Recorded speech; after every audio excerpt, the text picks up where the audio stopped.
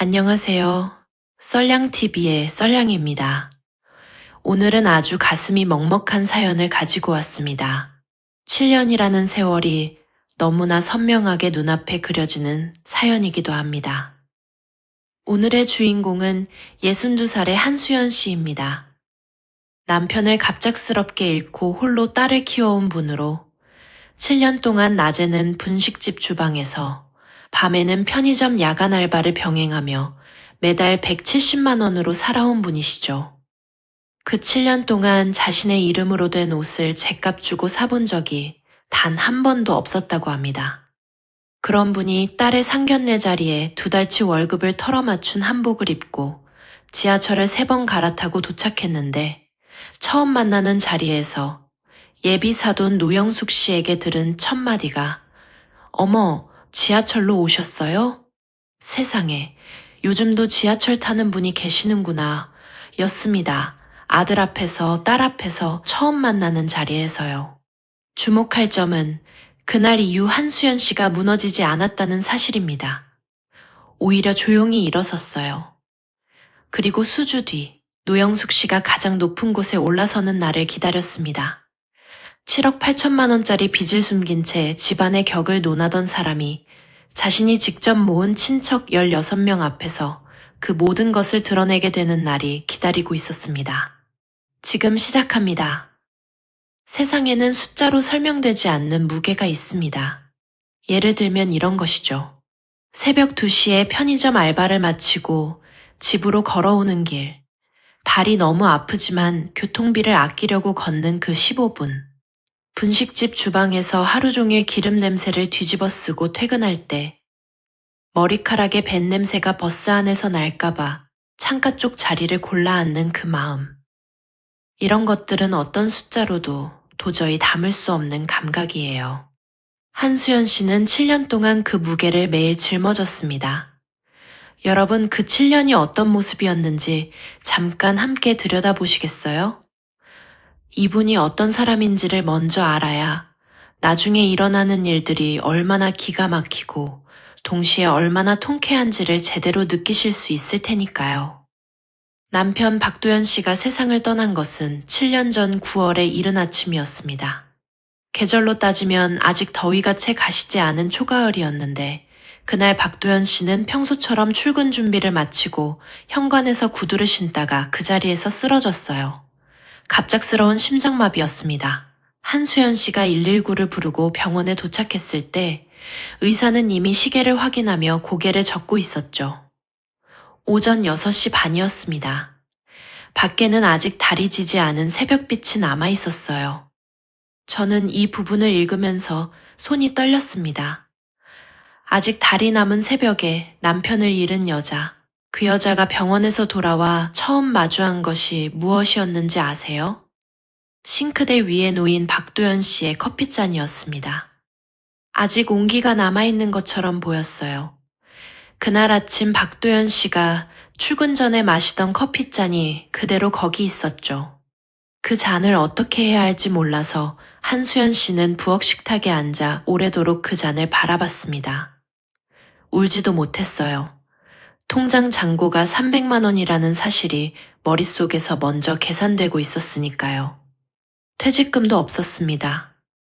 보험도 없었어요. 냉장고 문에는 딸 한지은 씨의 대학교 2학년 등록금 고지서가 붙어 있었고 한수연 씨는 그 고지서를 떼어 식탁 위에 올려놓고 박도연 씨의 커피잔과 번갈아 바라봤습니다. 남편의 빈자리와 딸의 학비와 매달 나가는 월세. 300만 원으로는 어느 것 하나도 감당이 되지 않았어요. 그로부터 한 달 뒤 한수연 씨는 아파트 단지 상가 지하에 있는 분식집 주방 일을 시작했습니다. 새벽에 나가 재료를 다듬고 개장 전에 육수를 올리고 점심 장사가 끝나면 설거지를 하고 오후 간식 시간에 또 파전을 구웠어요. 퇴근할 때면 기름 냄새와 쉰 음식 냄새가 옷에 깊이 배어 있었습니다. 환풍기가 하루 종일 돌아가도 주방 특유의 냄새는 벽에 스며들듯 온몸에 달라붙었어요. 저녁에는 편의점 야간 알바를 했죠. 두 가지를 합해서 한 달에 손에 쥐는 돈이 170만 원이었습니다. 그 돈으로 월세를 내고 공과금을 내고 식비를 쓰고 딸의 학비에 보탰어요. 7년 동안 한 번도 자신을 위해 제값을 주고 옷을 사본 적이 없었습니다. 계절이 바뀔 때면 동네 구제 옷가게에서 2,000원짜리 티셔츠나 5,000원짜리 바지를 사는 것이 한수연 씨의 쇼핑이었어요. 여러분, 이런 생활을 7년 동안 한 분이에요. 아이가 어릴 때부터 대학을 졸업하고 취업을 할 때까지 그 모든 시간을 혼자 감당한 분입니다. 그 사이 딸 한지은 씨는 스스로 장학금을 받으며 학교를 다녔어요. 주말마다 카페 아르바이트를 하면서 자신의 교통비와 용돈을 직접 벌었죠. 반찬이 부족한 날에도 한겨울에 보일러가 고장나서 전기장판만 깔고 자야 했던 밤에도 한지은 씨는 단 한 번도 엄마에게 불평하지 않았습니다. 오히려 식탁에 반찬이 하나밖에 없으면 이거면 충분해 라고 했고, 보일러가 고장난 날엔 나는 따뜻하게 자는 것보다 엄마가 건강한 게 더 중요해 라고 했어요. 그 아이가 대기업 마케팅팀에 입사하던 날, 한수연 씨는 분식집 주방에서 혼자 손을 모았습니다. 아무도 없는 주방에서 기름 냄새 가득한 공간에서 조용히 손을 모으고 눈을 감았어요. 감사합니다. 이 한마디가 전부였지만 그 안에 7년이 담겨 있었습니다. 한지은 씨가 임태준을 만난 것은 회사 외부 행사에서였습니다. 임태준은 한지은보다 3살 위였고 중견기업에 다니고 있었어요. 처음 만난 날부터 인상이 좋았고 매너가 있었다고 합니다. 한지은 씨가 첫 번째 데이트 이야기를 엄마에게 전화로 들려줬을 때 한수연 씨는 설거지를 하다가 고무장갑을 낀 채로 전화를 받으며 웃었어요. 딸이 누군가를 좋아한다는 이야기를 그렇게 설레는 목소리로 하는 걸 처음 들었으니까요. 두 사람은 2년 동안 교제했습니다. 한수연 씨는 그 2년 동안 임태준을 딱 2번 만났어요. 첫 번째는 한지은 씨가 자신의 생일 저녁에 데리고 왔을 때였는데 임태준은 손에 과일을 들고 와서 한수연 씨에게 공손하게 인사를 했죠. 두 번째는 명절 전날 잠깐 집 앞에서 마주쳤을 때였어요. 2번 모두 인상은 좋았습니다. 눈빛이 맑고 말투가 조심스러웠죠. 그러다 교제 2년이 지난 어느 봄날 한지은 씨에게서 전화가 왔습니다. 엄마, 다음 주 토요일에 상견례 잡았어. 강남 한정식 집이야. 통보였습니다. 의논이 아니었어요. 날짜는 이미 정해져 있었고 장소도 이미 예약이 돼 있었으며 한수연 씨는 그저 그 자리에 나타나면 되는 구도였죠. 물론 한수연 씨는 섭섭함을 드러내지 않았습니다. 그저 알았어. 준비하고 갈게 라고 말하고 전화를 끊었어요. 그리고 다음날 아침 일찍 강남 한복집을 찾아갔습니다. 한복집 주인이 꺼내 보인 연두색 한복. 처음 봤을 때부터 마음에 들었어요. 봄빛 같은 색이었습니다. 은은한 연두에 옅은 금실수가 놓인 고름이 달려 있었는데 한수연 씨는 그 한복을 입어보고 거울 앞에 서는 순간 처음으로 이렇게 생각했다고 해요. 오늘은 조금 예쁘게 보이고 싶다고요. 얼마예요? 80만 원입니다. 2달치 월급이었습니다. 한수연 씨는 잠깐 입술을 달싹이다가 물었어요. 분할로 해주실 수 있을까요? 그것이 그 자리에서 꺼낼 수 있는 전부였습니다. 결국 한복집 주인은 분할 결제를 허락해줬고 한수연 씨는 매달 조금씩 갚으면서 상견례 날에 맞춰 한복을 찾아갔어요. 상견례 당일 새벽 5시에 눈이 떴습니다. 2시간 동안 거울 앞에 서서 한복 고름을 고쳐매고 또 고쳐맸어요. 머리를 매만지고 가볍게 화장을 하고 한복 치마 자락이 구겨지지 않도록 조심스럽게 앉고 서기를 반복했죠. 지하철을 3번 갈아타는 내내 한복이 눌리지 않도록 가방을 앞에 들고 몸을 기울여 앉았습니다. 환승역마다 사람들이 밀려들어도 한복 자락이 밟히지 않도록 조심하면서요. 약속 시간보다 30분 일찍 한정식 집에 도착했어요. 화장실 거울 앞에서 손을 씻으며 자신의 얼굴을 바라봤습니다. 뺨에 혈색이 돌고 있었어요. 오늘만큼은 잘 됐으면 좋겠다. 그 마음 하나를 가슴에 안고 개인 룸 문을 열었습니다. 룸 안에는 이미 임태준 씨와 노영숙 씨가 앉아 있었습니다. 노영숙 씨는 연보라색 투피스를 입고 흰머리를 곱게 빗어 넘긴 모습이었어요. 목에는 진주 목걸이가 걸려 있었고 거실 쪽에서 흘러드는 조명 아래 앉아있는 모습이 흠잡을 데 없이 단정했죠. 한수연 씨가 문을 열고 들어서는 순간 노영숙 씨가 두 팔을 벌리며 자리에서 일어났습니다. 이렇게 곱게 차려입고 오셨네. 한복이 참 잘 어울리세요. 두 손을 맞잡으며 말했어요. 그 손길이 따뜻했습니다. 입꼬리가 양쪽으로 고르게 올라가 있었죠. 한수연 씨는 고개를 숙이며 감사합니다. 라고 답했어요. 그런데 그 순간 노영숙 씨의 시선이 달라졌습니다. 한수연 씨의 손끝에서 시작된 시선이 한복고름을 지나 치맛자락까지 천천히 내려갔어요. 입꼬리는 그대로였는데 눈빛은 이미 전혀 다른 말을 하고 있었습니다. 뭔가를 재고 있는 눈빛이었어요. 계산하는 눈빛이었죠. 어머, 지하철로 오셨어요? 조용한 목소리였습니다. 놀라는 척하는 목소리였어요. 세상에, 요즘도 지하철 타는 분이 계시는구나. 나는 까맣게 몰랐네. 그리고 아들을 향해 고개를 돌렸습니다. 야, 임태준, 너 고생길 훤히 보인다. 안 봐도 비디오네. 그 말이 룸 안에 내려앉는 데는 1초도 걸리지 않았습니다. 강남 한정식집 개인 룸에 조용히 침묵이 깔렸어요. 바깥 홀에서 그릇 부딪히는 소리가 문틈 사이로 새어 들어왔고 참기름 냄새와 생선조림 냄새가 좁은 공간 안에서 뒤섞이고 있었습니다. 맞은편에 앉아있던 딸 한지은 씨는 찻잔만 내려다봤어요. 임태준은 기침을 한 번 했습니다. 아무도 말리지 않았어요. 노영숙 씨는 거기서 멈추지 않았습니다. 한수연 씨의 한복을 위아래로 다시 한번 훑더니 입가에 살짝 웃음을 얹으며 말했어요. 요즘 이런 색 한복은 잘 안 입지 않나요? 그래도 성의는 있으시네. 그 말이 내려앉는 순간 한수연 씨의 발 아래 바닥이 조금씩 내려앉는 것 같았습니다. 2달치 월급을 털어맞춘 80만 원짜리 연두색 한복.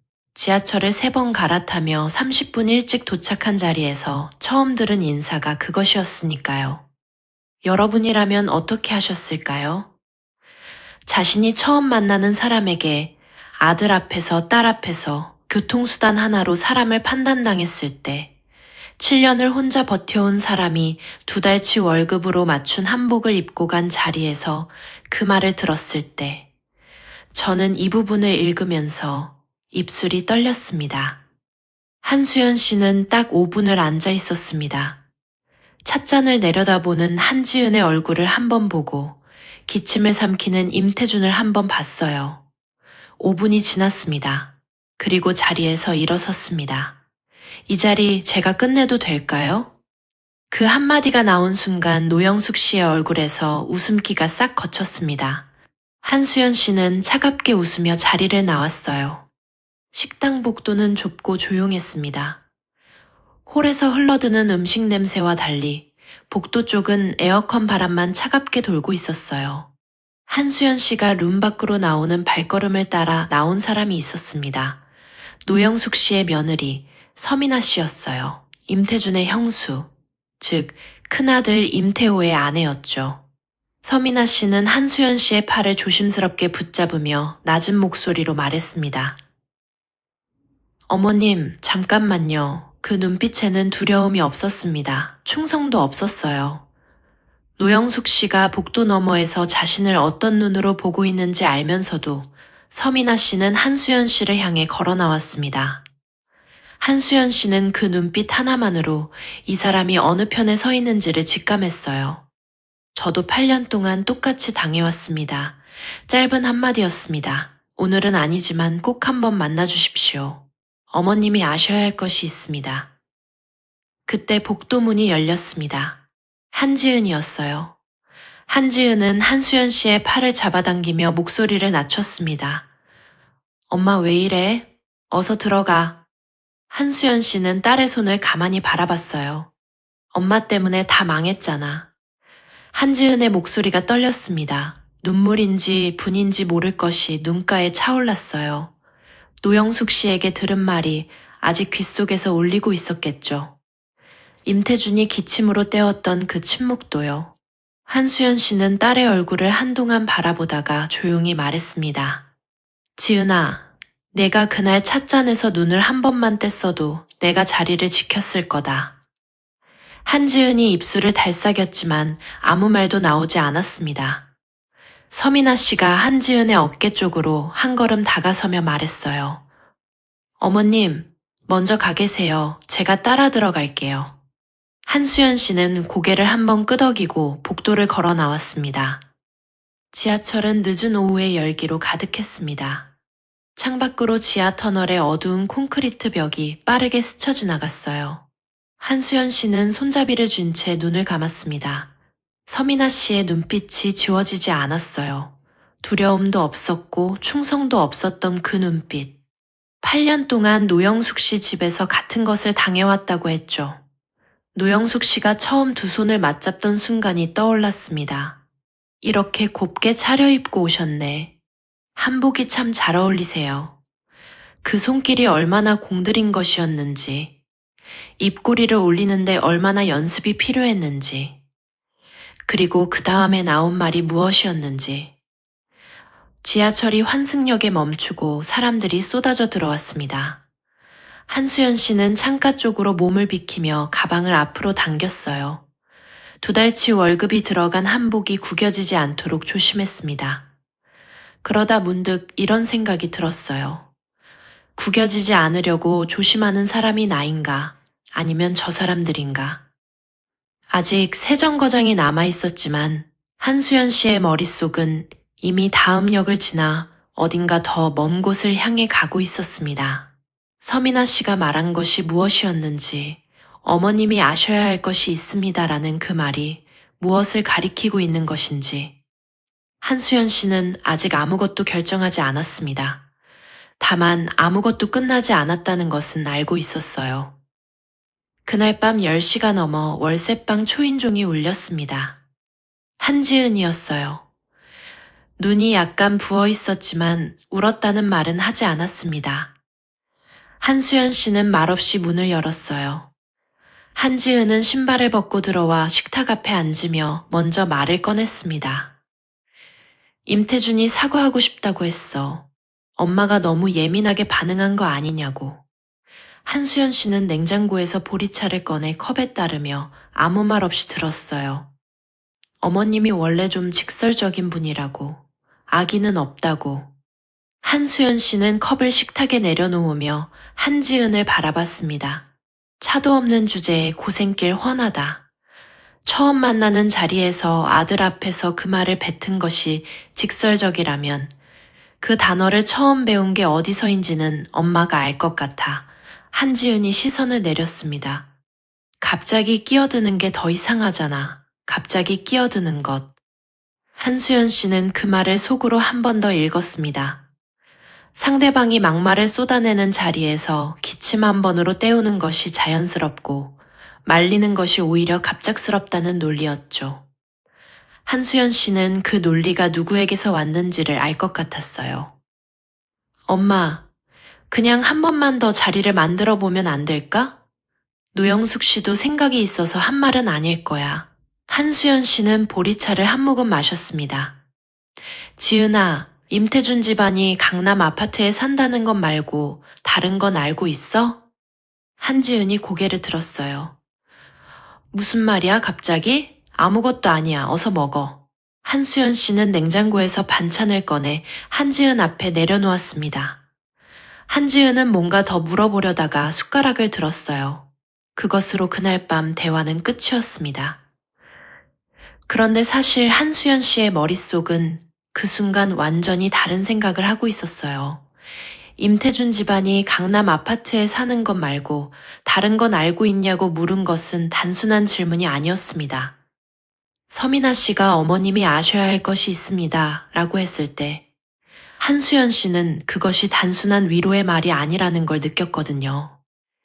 그 눈빛에는 구체적인 정보가 담겨 있었습니다. 자신이 직접 확인한 무언가, 오래 쌓아온 무언가가 그 눈빛 뒤에 있었어요. 한수연 씨는 그날 밤 잠자리에 들면서 한 가지를 결심했습니다. 서민아 씨를 만나야 한다고요. 사흘 후 한수연 씨는 서민아 씨의 연락을 받고 분식집 근처 조용한 카페로 나갔습니다. 오후 2시였는데 봄 햇살이 유리창을 통해 길게 기울어 들어오고 있었어요. 카페 안에는 손님이 드물었습니다. 서민아 씨는 창가 자리에 앉아 한수연 씨를 기다리고 있었어요. 한수연 씨가 자리에 앉자마자 서민아 씨가 두 손을 테이블 위에 가지런히 모았습니다.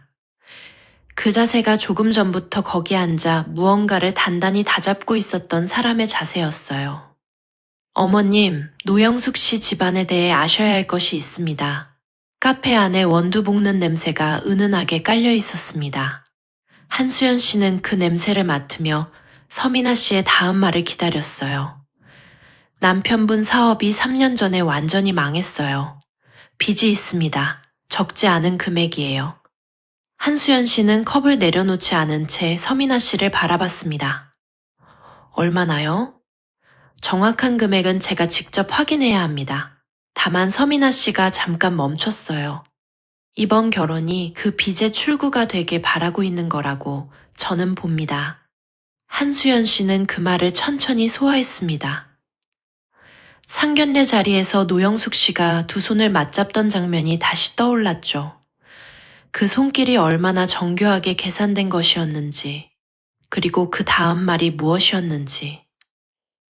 7년 동안 분식집 기름 냄새를 뒤집어 쓰고 편의점 야간을 뛰며 모은 돈으로 80만 원짜리 한복을 맞춰 입고 지하철 3번을 갈아탄 여자를 향해 차도 없는 주제라고 말한 사람이 빚을 숨긴 채 며느리감의 재력을 재고 나왔다는 것이었습니다. 한수연 씨의 손끝이 컵 표면에서 천천히 미끄러졌어요. 서민아 씨는 왜 저한테 이 말을 하는 겁니까? 서민아 씨가 잠시 창밖을 바라봤습니다. 제가 들어올 때 노영숙 씨가 한 말이 있었어요. 이쪽 집안 잘 되면 덕도 좀 볼 수 있겠다고. 그 말이 8년 동안 제가 들어온 말이랑 똑같았습니다. 그 말부터 들으셨어요? 결혼하고 한 달이 지나서부터요. 한 달. 노영숙 씨는 서민아 씨가 집에 들어온 지 한 달 만에 본색을 드러냈다는 말이었죠. 그리고 그 방식이 한수연 씨에게 쓴 것과 토씨 하나 다르지 않았습니다. 처음엔 두 손을 맞잡으며 칭찬을 얹고 그 다음엔 값을 치르게 하는 방식이었어요. 저한테 바라시는 게 있습니까? 서민아 씨가 고개를 저었습니다. 아직은 없어요. 다만 어머님이 아셔야 한다고 생각했습니다. 그리고 덧붙였어요. 노영숙 씨가 이번 혼처 말고도 지난 2년 사이에 다른 자리에서도 같은 방식으로 행세하다 파혼된 일이 있습니다. 3군데예요. 그중 한 곳과 지금도 연락이 됩니다. 한수연 씨는 컵을 테이블 위에 내려놓았습니다. 숨이 잠깐 막히는 것 같은 순간이었어요. 그분을 만날 수 있겠습니까? 서민아 씨가 처음으로 표정을 풀며 고개를 끄덕였습니다. 카페를 나서는 길에 한수연 씨는 서민아 씨에게 말했어요. 제가 할 수 있는 것이 있으면 말씀해 주십시오. 서민아 씨는 조금만 기다려 주십시오 라고 답하며 먼저 골목 쪽으로 걸어갔습니다. 한수연 씨는 그 뒷모습을 잠깐 바라보다가 분식집 쪽으로 발길을 돌렸어요. 저녁 장사 준비가 남아 있었습니다. 기름을 두르고 파를 다지고 육수를 올리고 오늘도 그 일을 해야 했습니다. 월세방으로 돌아온 한수연 씨는 박도연 씨와 찍은 마지막 가족 사진을 꺼내 식탁 위에 세워두고 오래 바라봤습니다. 사진 속에서 박도연 씨가 웃고 있었어요. 한지은이 두 사람 사이에서 두 팔을 벌려 어깨동무를 하고 있었죠. 그 사진을 찍던 날이 한지은의 고등학교 졸업식 날이었어요. 박도연 씨가 그날 아침 일찍 일어나 미역국을 끓여놓고 한지은의 교복 단추를 하나씩 눌러주면서 우리 딸 졸업 축하해라고 했던 날이었죠. 그게 박도연 씨와 함께한 마지막으로 행복했던 봄이었습니다. 그 7년 동안 한수연 씨가 한 번도 생각하지 않았던 것을 그날 밤 처음으로 생각했습니다. 자신을 위해 싸울 수 있다는 것을요. 노영숙 씨는 몰랐습니다. 상견례 자리에서 쫓아보낸 그 여자가 조용히 일어서고 있다는 사실을요. 일주일 후 서민아 씨에게서 연락이 왔습니다. 분식집 마감을 끝내고 앞치마를 벗던 저녁이었어요. 내일 오전에 시간 되시면 연락 주세요. 드릴 말씀이 있습니다. 한수연 씨는 문자를 읽고 가계부를 끄며 답장을 보냈습니다. 됩니다. 그날 밤 한수연 씨는 잠자리에 눕기 전에 노영숙 씨에게 전화를 걸었습니다. 자신도 의외였어요. 신호가 3번 가고 노영숙 씨가 전화를 받았습니다. 여보세요? 목소리가 낮고 건조했어요.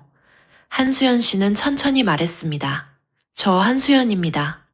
지난번 자리에서 제가 너무 갑작스럽게 일어섰던 것 같아서요. 한 번 더 뵐 수 있을까 해서 연락드렸습니다. 전화기 너머로 잠깐 침묵이 흘렀습니다. 그리고 노영숙 씨가 말했죠. 아, 그래요? 당신이 좀 어른스럽게 생각해야지. 딸 앞길을 생각해야 하지 않겠어요? 어른스럽게. 한수연 씨는 그 단어를 속으로 한번 읽었습니다. 네, 잘 알겠습니다. 그럼 이번 주 토요일에 우리 집으로 와요. 밥이나 같이 먹으면서 이야기합시다. 전화가 끊겼습니다. 한수연 씨는 수화기를 내려놓고 창밖을 바라봤어요. 이미 결정된 것이 있었습니다. 그 전화는 노영숙 씨에게 마지막으로 내민 기회였어요. 미안했다는 말 한마디면 충분했을 텐데 노영숙 씨는 그 대신 당신이 어른스럽게 생각해야지라고 했습니다. 다음 날 오전 한수연 씨는 서민아 씨의 월세방 앞에 섰습니다. 오래된 5층짜리 건물이었어요.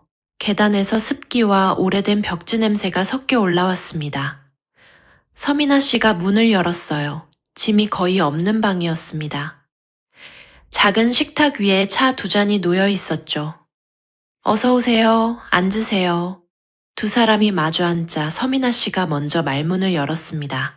어머님, 제가 노영숙 씨 집에 들어온 게 8년 전이에요. 한수연 씨는 차를 들지 않고 서민아 씨를 바라봤습니다. 처음 상견례 때 노영숙 씨가 제 손을 잡으며 그랬어요. 우리 며느리 될 사람이 이렇게 예쁘고 싹싹하니 이제 됐다고. 그 말을 진심으로 들었죠. 서민아 씨의 목소리가 조용하고 평탄했습니다. 감정을 오래 눌러온 사람의 목소리였어요. 한 달이 지나서 처음 요구가 들어왔습니다. 시댁 경조사비를 우리가 전담해달라고 했어요. 태호 씨 월급이 적으니 당신이 벌어서 채우면 되지 않냐고. 당연하다는 투로 했죠. 한수연 씨는 그 말을 들으며 상견례 자리에서 노영숙 씨가 두 손을 맞잡던 장면을 떠올렸습니다. 거절했더니 뭐라고 하던가요? 서민아 씨가 잠깐 입술을 가다듬었습니다. 당신이 이기적인 거라고 했어요. 시댁 식구들을 내 식구로 생각하지 않는 사람이라고. 그게 8년 동안 반복됐습니다. 형태만 조금씩 달라졌지 방식은 똑같았어요. 그렇게 말하고 서민아 씨는 가방에서 종이 한 장을 꺼내 한수연 씨 앞에 내려놓았습니다. 임태준 명의의 강남 아파트 등기부 열람 서류였어요. 한수연 씨의 눈이 숫자 위에 멈췄습니다. 7억 8천만 원. 근저당 설정 금액의 합산이었습니다. 이미 경매 신청까지 들어온 상태였어요. 이게 지금 임태준 씨 아파트 상태입니다. 한수연 씨는 서류를 내려다보며 천천히 숨을 내쉬었습니다. 차도 없으면 안 된다던 사람의 집이 7억 8천만 원짜리 빚 위에 서 있었습니다. 이걸 저한테 지금 주시는 겁니까? 서민아 씨가 고개를 저었습니다. 아직 아닙니다. 이건 노영숙 씨가 가장 잘난 척하는 순간에 꺼내야 합니다. 지금 쓰면 조용히 넘어가요. 가장 높은 곳에 올라가 있을 때 꺼내야 떨어지는 소리가 납니다. 한수연 씨는 서류를 서민아 씨에게 돌려주며 물었습니다. 그 자리를 어떻게 만들 겁니까? 노영숙 씨가 스스로 만들 겁니다. 두 집안 친척들을 모아 결혼 발표를 하고 싶어 할 거예요. 그게 그 사람 방식이에요. 제일 많은 사람들 앞에서 제일 큰 소리로 자기가 주인공이 되려 하죠. 서민아 씨가 덧붙였습니다. 그때 저도 함께 할 겁니다. 한수연 씨는 서민아 씨를 바라봤어요. 8년 동안 참아오셨잖아요. 이 일에 엮이면 힘들어질 텐데요. 서민아 씨가 처음으로 입꼬리를 조금 올렸습니다. 어머님이 그날 자리에서 일어서시는 거 봤어요. 저는 한 번도 그렇게 해본 적이 없었거든요. 방 안에 잠깐 침묵이 흘렀습니다. 창밖에서 바람 소리가 지나갔어요. 토요일 한수연 씨는 노영숙 씨의 집으로 향했습니다. 강남 아파트 단지 안으로 들어서자 손질된 화단과 넓은 주차장이 펼쳐졌어요. 차들이 가득했습니다. 한수연 씨는 걸어서 들어갔습니다. 걸어서 온 사람이 자신뿐이라는 것을 알면서도 걸음을 늦추지 않았어요. 현관문이 열리자 노영숙 씨가 나왔습니다. 상견례 때와 같은 투피스 차림이었는데 이번엔 진주 목걸이 대신 금팔찌를 차고 있었어요. 입꼬리가 올라가 있었죠. 어서 와요. 어렵게 생각하지 말고. 거실로 들어서자 차려진 상차림이 보였습니다. 한수연 씨는 자리에 앉으며 실내를 한번 둘러봤어요. 넓은 거실, 고급 소파, 벽에 걸린 그림들. 그 모든 것이 7억 8천만 원짜리 빚 위에 올려진 것들이었습니다. 노영숙 씨가 차를 따르며 말을 시작했습니다. 한지은 씨가 참 괜찮은 아이더라고요. 우리 태준이랑 잘 어울려요. 한수연 씨는 감사합니다. 라고 짧게 답했어요. 노영숙 씨가 찻잔을 내려놓으며 말을 이었습니다. 그런데 결혼하면 생활이라는 게 있잖아요. 우리 태준이 혼자 감당하기엔 좀 빠듯할 것 같고 한지은 씨도 버니까 같이 꾸려나가면 되죠. 시댁 경조사 같은 것도 며느리가 좀 챙겨줘야 하고. 한수연 씨는 찻잔을 들었습니다. 얼마나 생각하고 계십니까? 노영숙 씨가 손을 저으며 말했어요. 돈 얘기를 대놓고 하자는 게 아니라 서로 가족이 되는 거니까 당연히 함께 한다는 마음이 있어야 한다는 거죠. 그게 며느리돌이 아니겠어요? 며느리돌이.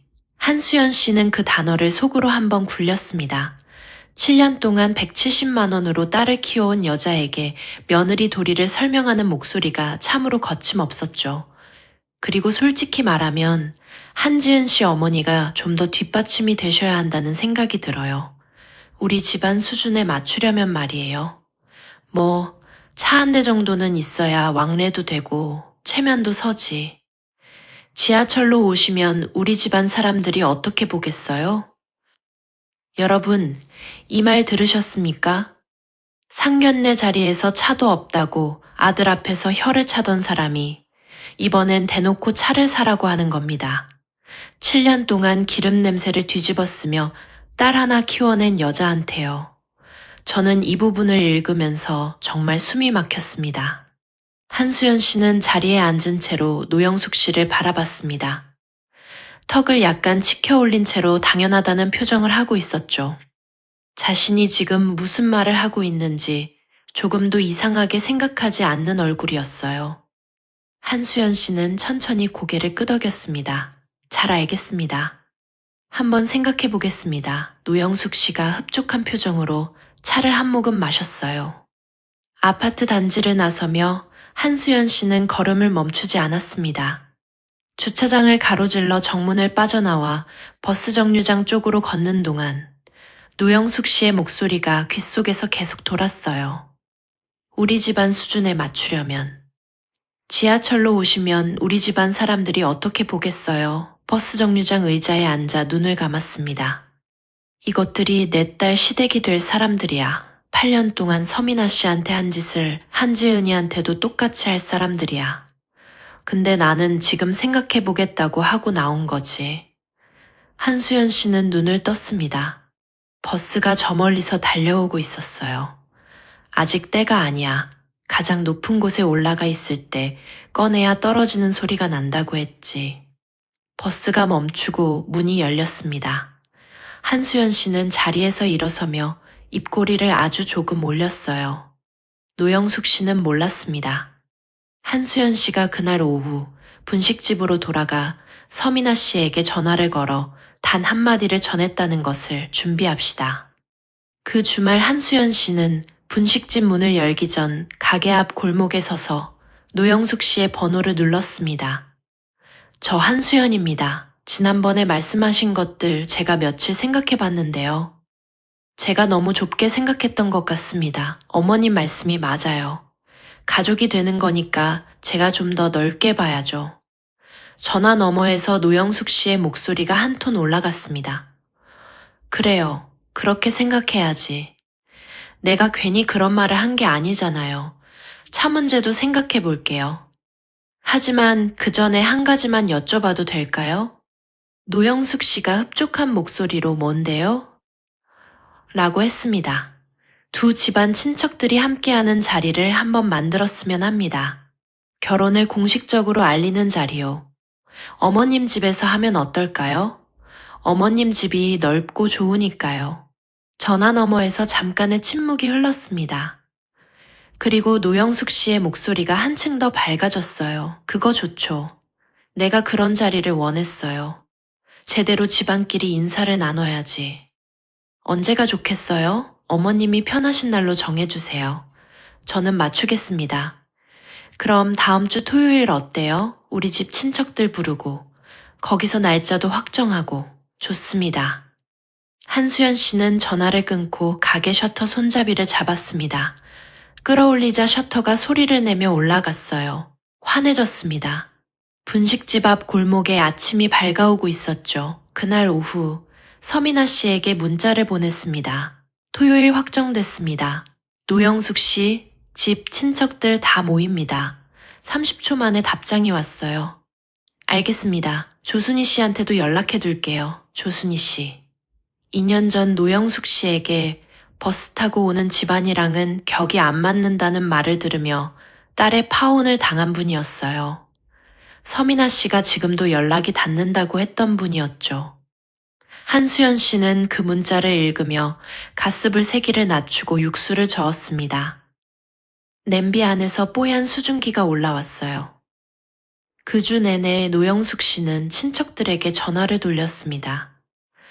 한수연 씨는 나중에 서민아 씨에게 전해 들었는데 노영숙 씨가 전화마다 이런 말을 했다고 해요. 이번 며느리 집안이 대기업 다니고 알아서 챙겨줄 것 같아. 이번에 잘 될 것 같아. 한번 봐봐요. 잘 될 것 같다. 여러분, 며느리 집안이 잘 챙겨줄 것 같다는 말이 친척들에게 결혼 소식을 전하는 방식이었습니다. 한수연 씨가 7년을 버텨온 이야기는 한 글자도 없었어요. 그냥 대기업 며느리를 드린다는 것, 그리고 그 며느리 집안이 알아서 챙겨줄 것 같다는 것, 그게 전부였죠.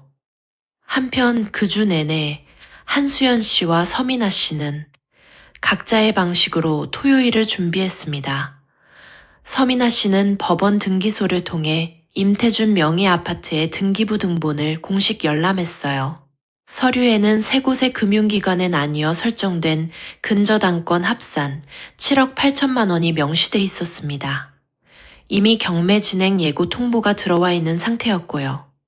그리고 지난 2년 사이 노영숙 씨가 같은 방식으로 행세하다 파혼된 세 곳 중 연락이 닿는 조순희 씨를 만났습니다. 조순희 씨는 서민아 씨를 만나자마자 잠깐 눈물을 흘렸다고 해요.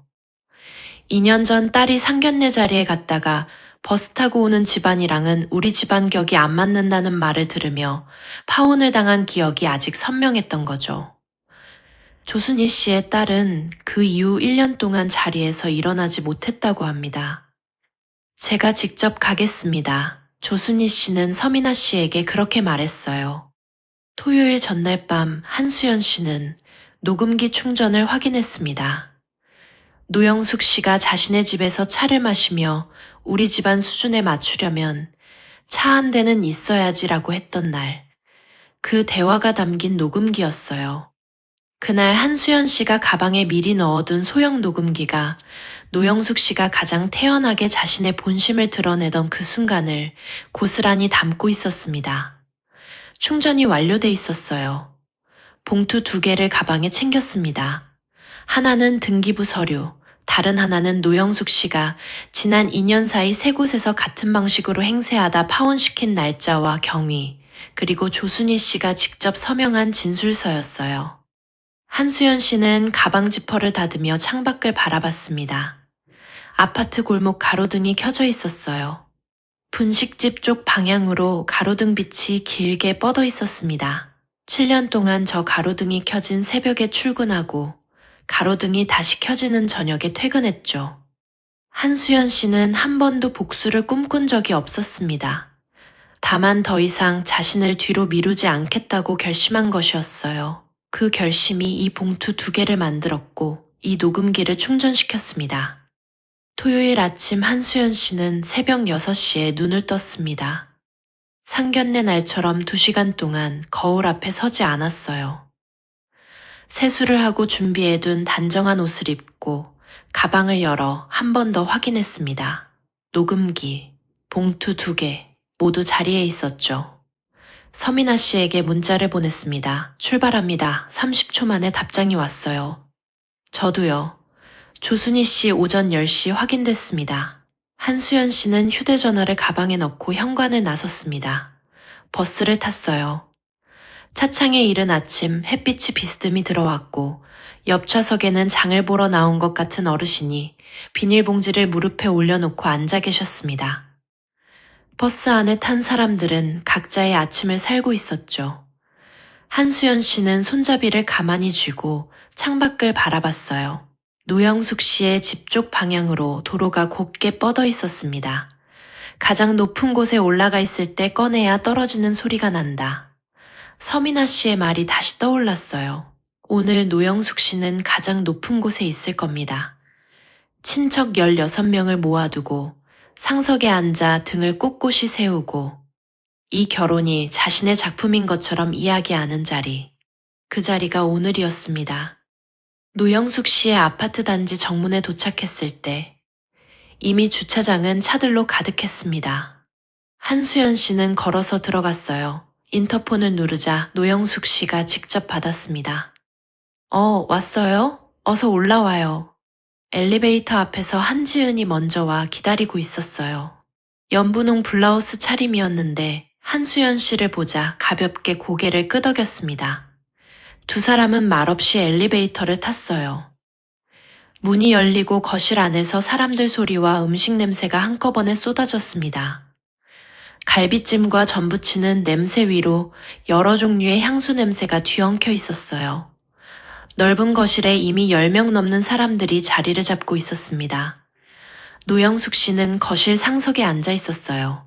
자주색 투피스에 금빛 브로치를 단 모습이었는데 등을 꼿꼿이 세우고 두 손을 무릎 위에 가지런히 얹은 채 들어오는 사람마다 눈으로 맞이하며 고개를 끄덕이고 있었습니다.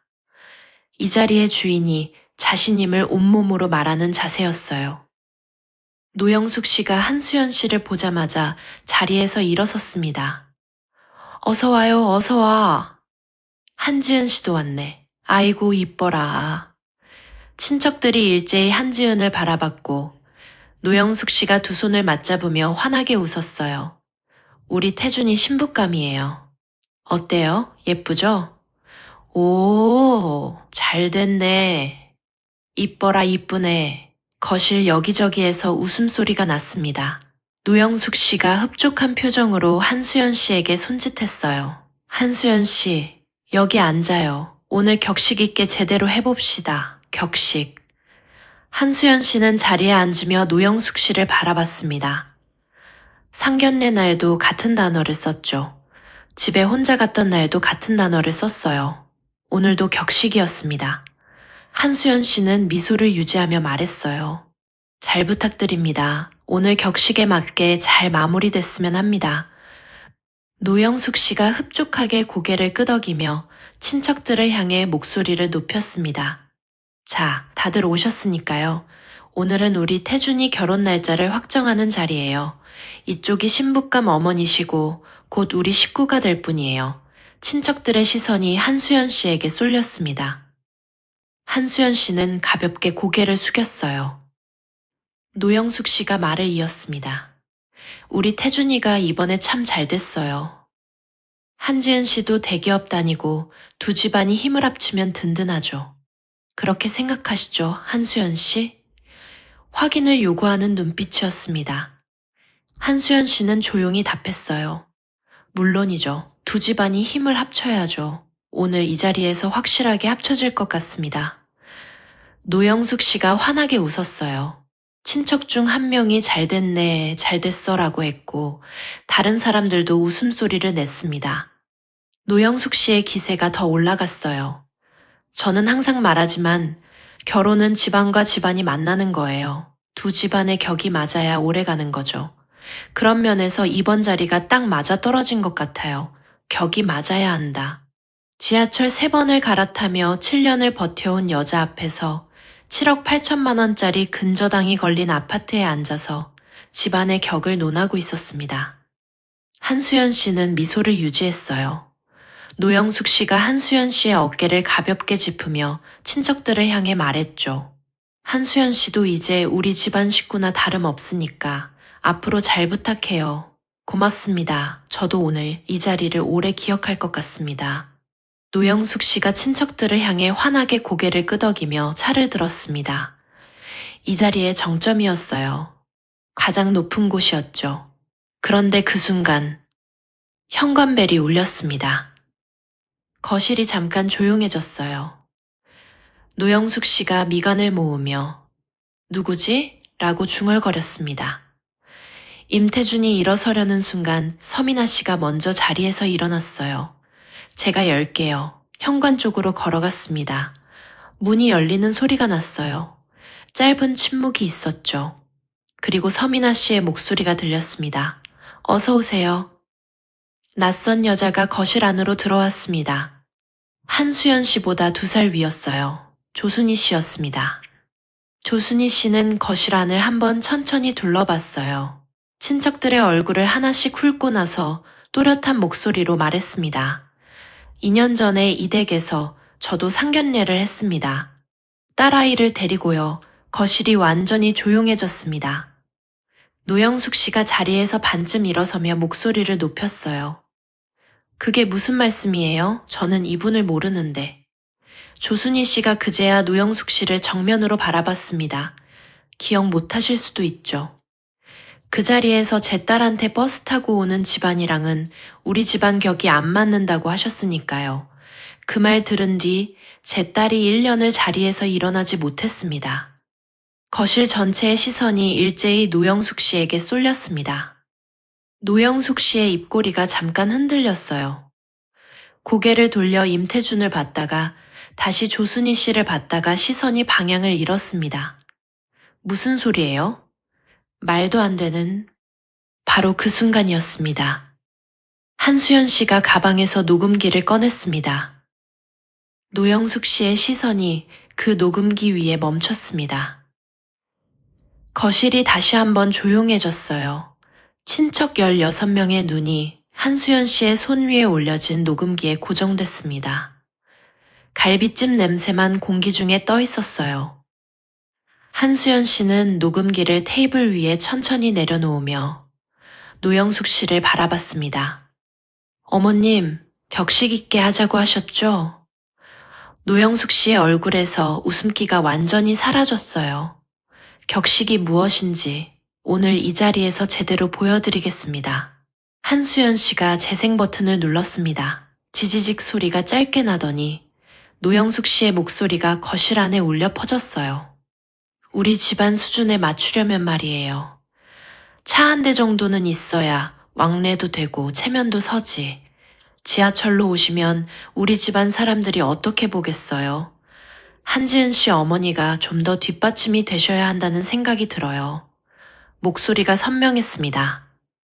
노영숙 씨 자신의 목소리였어요. 며느리 돌이라는 게 있잖아요.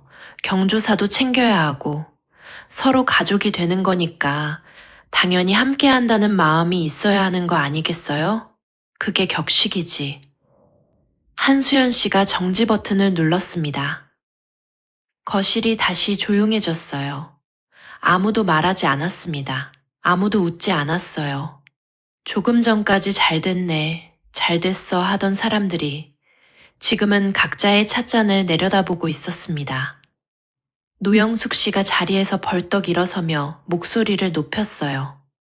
이게 무슨 짓이에요? 그게 언제? 대화를 몰래 녹음한 거야? 한수연 씨는 자리에 앉은 채로 노영숙 씨를 올려다봤습니다. 격식을 갖춰야 한다고 하신 날이요. 저희 집에 오셔서 차 한잔 하시던 그날입니다. 노영숙 씨가 손을 내저으며 친척들을 향해 말했습니다. 이런 걸 믿으면 안 돼요. 편집이 됐을 수도 있고. 앞뒤 맥락이 바로 그때 서민아 씨가 가방에서 봉투를 꺼냈습니다. 서민아 씨가 봉투를 열어 서류를 테이블 위에 펼쳤습니다. 이것이 임태준 씨 명의의 아파트 등기부 열람 서류입니다. 서민아 씨가 친척들을 향해 서류를 천천히 들어보이며 말했어요. 근저당 설정 총액이 7억 8천만 원입니다. 세 곳의 금융기관에 나뉘어 걸려 있고 이미 경매 진행 예고 통보가 들어와 있는 상태입니다. 잠깐 멈췄습니다. 그리고 친척들을 향해 천천히 말을 이었어요. 조금 전까지 이 거실 상석에 앉아 집안의 격이 맞아야 한다고 하시던 분이 계셨죠. 지하철로 오면 체면이 안 선다고 하신 그분의 아파트가 7억 8천만 원짜리 빚 위에 서 있었습니다. 친척들 사이에서 웅성거리는 소리가 났습니다. 노영숙 씨의 남동생으로 보이는 남자가 자리에서 몸을 앞으로 숙이며 서류를 집어들었어요. 그의 눈썹이 올라갔습니다. 노영숙 씨가 서민아 씨를 향해 소리쳤습니다. 너 지금 무슨 짓을 하는 거야? 당장 집어넣어. 서민아 씨는 노영숙 씨를 바라보며 움직이지 않았습니다. 8년 동안 한 번도 그 자리에서 버텨본 적이 없었던 사람이 그날 처음으로 그 자리에 서 있었어요. 한수연 씨가 서민아 씨에게 고개를 끄덕였습니다. 서민아 씨가 두 번째 봉투를 꺼냈어요. 두 번째입니다. 봉투 안의 서류를 테이블 위에 내려놓으며 말했습니다. 노영숙 씨가 지난 2년 사이 세 군데 혼처에서 오늘과 같은 방식으로 행세하다 파혼된 기록입니다. 날짜, 경위, 당사자 진술서가 정리돼 있어요. 조순희 씨가 친척들을 향해 천천히 말했습니다. 2년 전 제 딸이 당한 게 첫 번째였어요. 버스 타고 오는 집안이랑은 우리 집안 격이 안 맞는다고 하셨죠. 그 자리에서 남자친구 옆에 앉아있던 제 딸 앞에서 한 말이었습니다. 그 뒤 제 딸이 방에서 1년을 나오지 못했어요. 조순희 씨의 목소리가 잠깐 흔들렸습니다. 하지만 끊기지 않았어요. 친척 중 한 여자가 손으로 입을 막았습니다.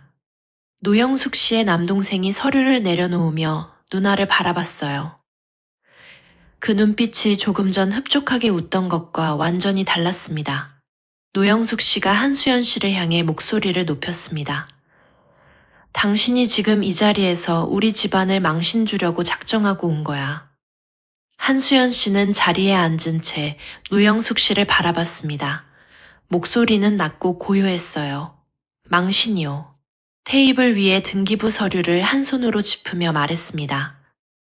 어머님이 지난주에 하신 말씀이 있어요. 집안의 격이 맞아야 한다고. 격이 맞아야 오래 간다고. 서류에서 손을 천천히 떼며 노영숙 씨를 똑바로 바라봤어요. 7억 8천만 원이 근저당으로 묶인 집에 살면서 지하철 타고 오는 집안을 내려다보는 것이 어머님이 말씀하시는 격입니까? 거실이 완전히 조용해졌습니다. 창밖에서 바람소리가 가늘게 들렸어요. 갈비찜 냄새만 공기 중에 남아있었고 누군가가 기침을 삼켰습니다. 노영숙 씨가 한수연 씨 앞으로 한 걸음 다가서며 목소리를 낮췄어요. 친척들이 있으니 낮게 말하는 것이었는데 그게 오히려 더 선명하게 들렸습니다. 그만해요. 어른이 이러지 말고. 내가 그날 말이 좀 심했던 건 인정할게. 근데 이건 다 우리 태준이 잘 되라고 한 일인데 이렇게까지 해야 해요? 인정한다. 처음 만나는 자리에서 아들 앞에서 고생길 훤하다고 혀를 차고 2년 사이 새 집안 딸들을 내쳐온 사람이 이제 말이 좀 심했다고 했습니다. 한수연 씨는 노영숙 씨를 바라보며 자리에서 천천히 일어섰습니다. 어머님, 아까 하신 말씀 기억하세요. 오늘 격식 있게 제대로 해봅시다 하셨죠. 테이블 위에 녹음기와 서류 봉투를 천천히 가방에 넣었습니다. 격식 있게 마무리하겠습니다. 이 자리에서 파혼입니다. 노영숙 씨의 두 무릎이 꺾이는 것이 보였습니다. 소파 팔걸이를 잡으며 간신히 몸을 지탱했어요. 얼굴이 회색빛으로 변해 있었습니다. 잠깐만요. 목소리에서 힘이 빠졌어요. 잠깐만. 우리 다시 이야기해봐요. 내가 잘못했어요. 인정할게요. 앞으로 잘하면 되는 거 아니에요? 태준이가 한지은 씨를 얼마나 좋아하는데. 아이들 일인데 어른들이 이러면 안 되죠. 한수연 씨는 가방 지퍼를 닫으며 말했습니다. 2년 사이 새 집안 딸들한테도 똑같이 하셨어요. 그때도 아이들을 생각하셨습니까? 노영숙 씨가 입을 닫았습니다. 친척들이 노영숙 씨를 바라보고 있었어요. 아무도 노영숙 씨 편에서 한마디를 보태지 않았습니다. 노영숙 씨의 남동생이 서류를 내려놓으며 누나를 향해 말했습니다. 누나, 이게 다 사실이야? 노영숙 씨가 남동생을 바라봤어요. 입술이 움직였지만 목소리가 나오지 않았습니다. 사정이 있어서. 사정이 있으면 말을 했어야지. 이게 무슨 짓이야. 노영숙 씨가 남동생에게서 시선을 거두고 임태준을 봤습니다. 태준아, 넌 왜 가만히 있어? 뭐라고 해? 임태준이 자리에서 일어섰어요. 노영숙 씨를 바라보며 낮게 말했습니다. 어머니, 그만하십시오. 노영숙 씨의 눈이 커졌습니다. 뭐? 내가 지금 어머니한테 그만하십시오? 임태준이 한수연 씨를 향해 고개를 숙였어요. 죄송합니다. 노영숙 씨가 임태준의 팔을 잡으려 했지만 임태준이 한 발 물러섰습니다. 노영숙 씨의 손이 공중에서 멈췄어요. 저는 이 부분을 읽으면서 눈물이 났습니다. 7년을 버텨온 여자가 처음 만나는 자리에서 고생길 훤하다는 말을 들었을 때 아무도 말리지 않았어요. 기침 한 번으로 때웠습니다. 그런데 오늘 이 자리에서 임태준이 그만하십시오 라고 말했습니다. 제게는 그 한마디가 가장 늦게 나온 말처럼 들렸어요. 노영숙 씨가 마지막으로 목소리를 높였습니다. 당신 지금 이 집에서 이러고 나가면 법적으로 따질 수도 있어. 명예훼손이 뭔지 알아? 한수연 씨는 노영숙 씨를 바라봤습니다. 표정이 바뀌지 않았어요. 어머님이 녹음기 안에 담긴 목소리가 자신의 것이 아니라고 하신다면 법적으로 따지셔도 됩니다. 한수연 씨가 한지은을 향해 고개를 끄덕였습니다. 한지은이 자리에서 일어섰어요. 두 사람이 나란히 노영숙 씨의 거실을 가로질러 현관으로 걸어갔습니다. 서민아 씨가 자리에서 일어섰어요. 조순희 씨도 함께였습니다. 현관문을 열고 나서는 순간 등 뒤로 노영숙 씨의 목소리가 쏟아졌어요. 두고 봐요. 당신 후회하게 될 거야. 한수연 씨는 발걸음을 멈추지 않았습니다. 엘리베이터 버튼을 눌렀어요. 문이 열렸고 네 사람이 안으로 들어섰습니다. 문이 닫히고 내려가기 시작했어요. 거실에서 쏟아지던 모든 것이 닫힌 문 너머로 남았습니다. 엘리베이터가 1층에 멈추고 문이 열렸습니다. 네 사람이 단지 밖으로 걸어 나왔어요. 가을 햇살이 주차장 바닥에 깔려 있었습니다. 바람이 불었어요. 머리카락이 살짝 흩날렸죠. 한지은이 걸으면서 말했습니다. 엄마, 끝났다. 한수연 씨는 걸음을 멈추지 않은 채 짧게 답했어요. 서민아 씨가 한수연 씨 옆에 나란히 걸으며 말했습니다. 어머님, 수고하셨습니다. 수고한 건 서민아 씨예요. 서민아 씨가 고개를 저었습니다. 저는 그냥 따라간 것 뿐이에요. 어머님이 먼저 일어서셨으니까요. 조순희 씨가 한수연 씨의 옆에서 잠깐 걸음을 멈추며 말했어요. 2년 전 딸아이한테 보여주지 못했던 걸 오늘 봤습니다. 고맙습니다. 한수연 씨는 조순희 씨를 바라봤어요. 따님이 잘 지내고 계신가요? 조순희 씨가 입꼬리를 조금 올렸습니다. 요즘 다시 밥을 먹기 시작했어요. 그 말 한마디가 다른 어떤 말보다 묵직하게 가슴에 내려앉았습니다. 네 사람이 단지 정문을 빠져나와 큰 길 쪽으로 걸었어요. 큰 길 끝에서 불어오는 바람이 맞바람처럼 달려왔고 한수연 씨는 그 바람을 정면으로 맞으며 걸었습니다. 지하철 3번을 갈아타고 도착해 5분 만에 일어섰던 여자가 오늘은 끝까지 앉아 모든 것을 마무리하고 나왔습니다. 2달 후 노영숙 씨의 강남 아파트가 경매시장에 나왔다는 소식은 서민아 씨를 통해 전해졌습니다. 문자 한 줄이었어요. 나왔습니다. 한수연 씨는 분식집 주방에서 육수를 올리다가 그 문자를 읽었습니다. 냄비 뚜껑을 덮고 가스불 세기를 낮췄어요. 앞치마 주머니에 휴대전화를 넣었습니다. 특별한 감정이 얹히지 않았어요. 그냥 그렇구나 싶었습니다. 한편 그 시각 노영숙 씨는 넓은 거실에 박스를 쌓고 짐을 싸고 있었습니다.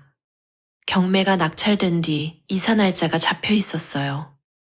친척들 중 찾아온 사람은 없었습니다. 임태준도 임태호도 연락이 뜸했어요. 잔치날 상석에 앉아 등을 꼿꼿이 세우던 사람이 이제는 혼자 박스 테이프를 뜯으며 짐을 싸고 있었습니다. 그 소식을 들었을 때 한수연 씨는 통쾌하지 않았어요. 다만 이런 생각을 했습니다. 격식이란 자기가 설명하는 것이 아니라 자기가 보여주는 것이라고. 그리고 자신이 그날 그 거실에서 보여준 것이 무엇이었는지를요. 그 무렵 분식집 주인 김 사장님이 한수연 씨에게 말을 꺼냈습니다. 마감 뒷정리를 함께하던 저녁이었어요. 행주로 조리대를 닦던 김 사장님이 동작을 멈추며 한수연 씨를 바라봤습니다. 박 씨, 나 이제 슬슬 쉬어야겠어. 다리가 예전 같지 않아서. 한수연 씨가 설거지통에 그릇을 담으며 말했어요. 많이 안 좋으세요? 나이가 나이니까. 그래서 말인데. 김 사장님이 행주를 내려놓으며 한수연 씨를 바라봤습니다. 이 가게를 박 씨가 같이 해볼 생각 없어? 내가 못 나오는 날은 박 씨가 주인 노릇하고 잘 되면 나중에 넘기는 방향으로. 한수연 씨는 설거지통에서 손을 멈추지 않았습니다. 7년 동안 이 주방에서 남의 가게 일을 했어요. 새벽에 나와 재료를 다듬고 기름을 두르고 마감이 끝나면 조리대를 닫고 나갔죠. 한 번도 자신의 이름이 걸린 무언가를 가져본 적이 없었습니다. 생각해봐도 되겠습니까? 김 사장님이 웃으며 고개를 끄덕였어요. 천천히 생각해요. 그날 밤 한수연 씨는 월세방으로 돌아오는 길에 한지은에게 전화했습니다. 지은아, 엄마가 한번 해볼까 싶은 게 생겼어. 전화 너머로 한지은이 물었어요. 뭔데? 분식집. 잠깐 침묵이 흘렀습니다. 엄마, 진작 그랬어야지. 한수연 씨는 수화기를 귀에 댄 채 골목 가로등 아래 서서 잠깐 눈을 감았습니다. 진작. 그 말이 귓속에서 한동안 머물렀어요. 다음 날 오전 한수연 씨는 김 사장님에게 말했습니다. 해보겠습니다. 김 사장님이 손을 내밀었어요. 한수연 씨가 그 손을 맞잡았습니다. 고무장갑을 벗은 두 손이 맞닿았어요. 두 손의 온도가 비슷했습니다. 7년을 같은 주방에서 일한 사람들의 손이었으니까요.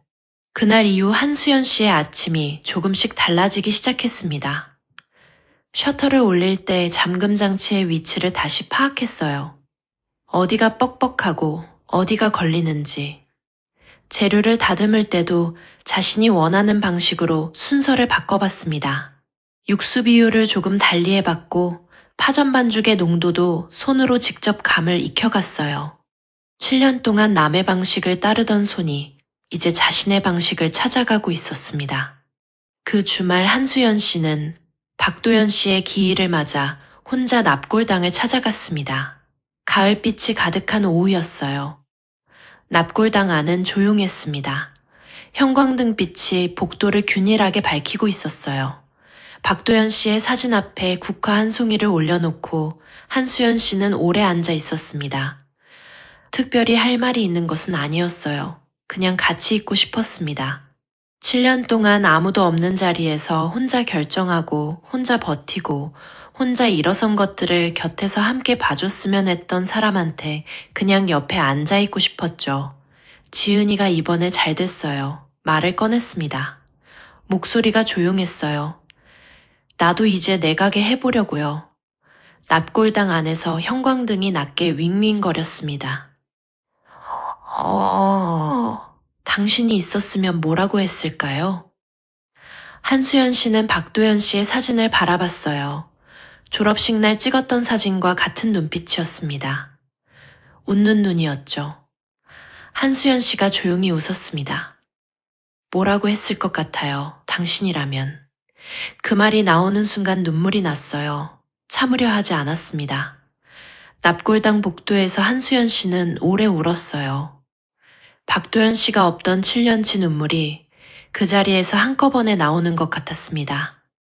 함께였더라면 더 잘할 수 있었을 것 같은데 혼자서도 결국 해냈다는 것이 그 두 가지 감정이 뒤엉켜서 손을 멈출 수가 없었어요. 납골당을 나서며 한수연 씨는 한지은에게 문자를 보냈습니다. 아빠, 다녀왔어. 오늘 저녁 같이 먹자. 한지은이 곧장 답장을 보냈어요. 내가 뭐 사갈게. 그날 저녁 월세방 식탁 위에 한지은이 사온 삼겹살이 펼쳐졌습니다. 작은 가스불판을 식탁 위에 올려놓고 두 사람이 나란히 앉아 고기를 구웠어요. 기름이 튀고 연기가 올라왔지만 창문을 조금 열었더니 가을바람이 들어오며 냄새를 데리고 나갔습니다. 엄마, 나 임태준한테 연락 안 해도 되겠지? 한지은이 고기를 뒤집으며 물었어요. 내가 결정해. 벌써 했어. 그냥 잘 지내라고만 했어. 한수연 씨가 상추에 쌈을 싸며 말했습니다. 그거면 충분해.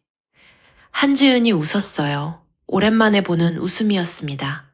상견례 날 찻잔만 내려다보던 그 얼굴이 아니었어요. 살짝 눈꼬리가 올라가는 어릴 때부터 가진 웃음이었습니다. 두 사람은 그날 밤 오래도록 그 자리에 앉아 있었습니다. 말이 많지 않아도 괜찮은 밤이었어요. 한수연 씨는 식탁 위의 작은 불판에서 올라오는 연기를 바라봤습니다. 박도연 씨와 마지막 가을에 셋이서 함께 밥을 먹던 날도 이런 저녁이었어요.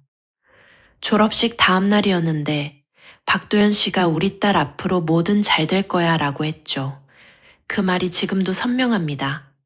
앞으로 뭐든 잘 될 거야. 한수연 씨는 속으로 그 말을 한번 읽었습니다. 그리고 생각했어요. 아직 늦지 않았다고요. 그 이후로도 서민아 씨와의 연락은 계속됐습니다. 서민아 씨는 그 후 작은 회사의 세일즈 자리에 면접을 봤다고 했어요. 오피스텔에서 혼자 면접 준비를 하면서 한수연 씨에게 문자를 보냈습니다. 어머님, 저 오늘 면접 봤어요. 작은 회사인데 마음에 들었습니다. 한수연 씨가 답장을 보냈어요. 잘 됐습니다. 서민아 씨의 답장이 왔습니다. 어머님 덕분이에요. 처음으로 제 이름으로 된 무언가를 만들어 볼 것 같습니다. 한수연 씨는 그 문자를 읽고 휴대전화를 내려놓았습니다. 주방에 육수 냄새가 가득했어요. 오늘은 이상하게 그 냄새가 구수하게 느껴졌습니다. 어머님이 먼저 일어서셨으니까요. 서민아 씨가 단지 앞에서 했던 그 말이 다시 떠올랐어요. 한수연 씨는 8년 동안 그 방식을 당해온 서민아 씨가 일어선 것이라고 생각했는데 서민아 씨는 거꾸로 한수연 씨가 먼저 일어섰기 때문에 자신도 일어설 수 있었다고 했습니다. 일어선다는 것이 혼자만의 일이 아니었어요. 누군가 일어서는 것을 보면 옆에서 그것을 보고 있던 사람도 일어설 수 있게 되는 것이었습니다. 조순희 씨의 딸이 요즘 다시 밥을 먹기 시작했다는 그 말도 마찬가지였어요. 이듬해 봄, 분식집 간판에 한수연 씨의 이름이 올라갔습니다. 한수연 분식. 간판을 달던 날 김 사장님이 와서 함께 봤어요.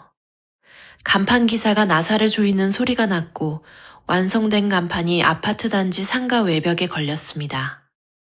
한수연 씨는 뒤로 물러서서 그 간판을 바라봤습니다.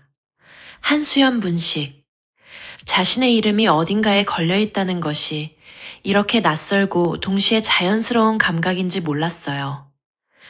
낯선 것은 처음 보는 글자 조합이라서였고 자연스러운 것은 7년 동안 이미 이 주방에 그 이름이 있었기 때문이었습니다. 간판에 새겨진 것이 아니었을 뿐이었죠. 김 사장님이 말했어요. 잘 됐네. 이제 진짜 주인이네. 한수연 씨가 고개를 끄덕였습니다. 그날 저녁 마감을 끝내고 혼자 가게를 정리하면서 한수연 씨는 박도연 씨에게 속으로 말을 걸었어요. 보여요? 조리대 위를 닦는 행주가 손에서 잠깐 멈췄습니다. 제 이름 걸었어요. 그것으로 충분했습니다. 오늘 한수연 씨의 이야기, 여러분은 어떻게 보셨나요? 저는 이 사연을 처음 받아서 읽을 때부터 마지막 줄에 이를 때까지 한 번도 자리를 뜨지 못했습니다. 단순히 통쾌한 이야기가 아니었어요. 통쾌함 이전에 7년이라는 세월이 너무 선명하게 느껴졌거든요. 새벽에 나가 기름 냄새를 뒤집어 쓰고 야간 편의점을 뛰고 한 번도 자신을 위해 제값을 주고 옷을 사본 적 없는 그 7년이요. 그 7년을 버텨온 사람이 상견례 자리에서 처음 들은 말이 지하철로 오셨어요? 였을 때 저는 이 사연이 단순히 막말하는 사람 이야기가 아니라는 걸 알았습니다. 이것은 자신을 끝까지 뒤로 밀어온 사람이 마침내 앞에 서는 이야기였어요. 한수연 씨가 자리에서 일어선 것은 분노 때문이 아니었습니다. 더 이상 자신을 낮추지 않겠다는 결심 하나였어요. 그리고 그 결심 하나가 8년을 참아온 서민아 씨를 일으켰고 2년 전 딸이 무너졌던 조순희 씨를 다시 걷게 했으며 결국 16명의 사람들 앞에서 진실이 스스로 드러나게 만들었습니다. 여러분, 우리는 가끔 참는 것이 어른스러운 것이라 착각합니다.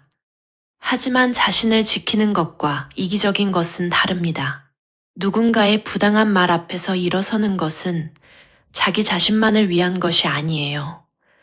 그것을 지켜보는 사람에게도, 혼자 참고 있던 사람에게도, 이미 오래전에 상처를 받은 사람에게도 동시에 닿는 일이라는 것을 한수연 씨의 이야기가 보여줬다고 생각합니다.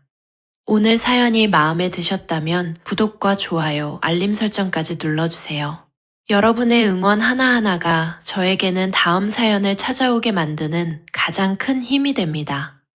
혹시 주변에 꼭 나눠야 할 사연이 있으시다면 영상 설명란에 사연 제보 주소로 보내주십시오. 한 분 한 분의 이야기를 소중히 읽겠습니다. 지금까지 썰량TV의 썰량이었습니다.